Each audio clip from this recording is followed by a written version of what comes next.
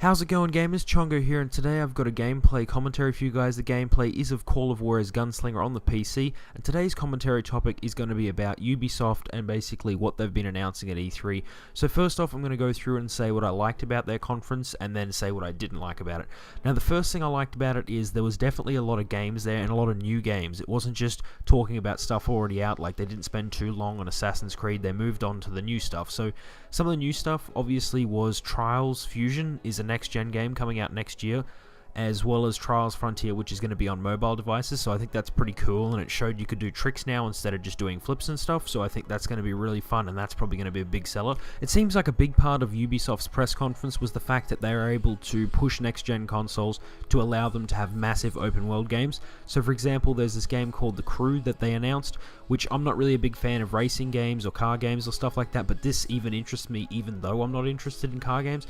So it was kind of intriguing to see that they've got this massive open world game all across America that you can play MMO with your friends and drive around and do missions together in cars.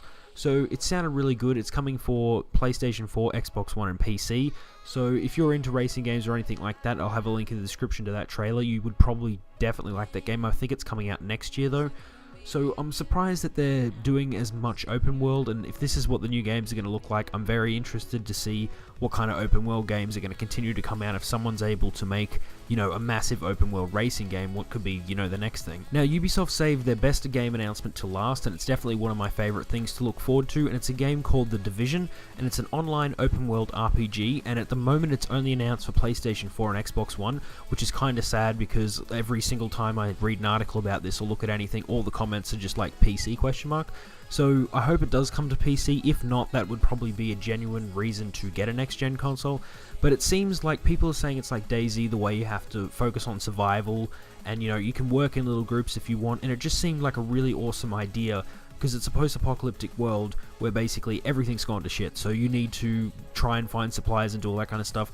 And it looks amazing, and I'm not really sure how they're doing this, but I wouldn't be surprised if Ubisoft is taking some stuff from maybe Watch Dogs and overlapping the worlds, because it probably would have taken them forever to go through and build all these individual worlds, and they just look amazing. So I'm really looking forward to The Division, but it's only coming out next year, so it seems like a lot of Ubisoft's new games that they've talked about aren't actually coming out till next year, so you're going to have to wait a while. Now, Watch Dogs, I was kind of disappointed that they didn't talk more about Watch Dogs, and they didn't really show any gameplay. It was just a CGI trailer, which was a good trailer, but the problem is that was leaked the day before, so I'd already seen this trailer and I was expecting maybe something new, but they didn't really give us anything, so it's kind of a bit sad about that.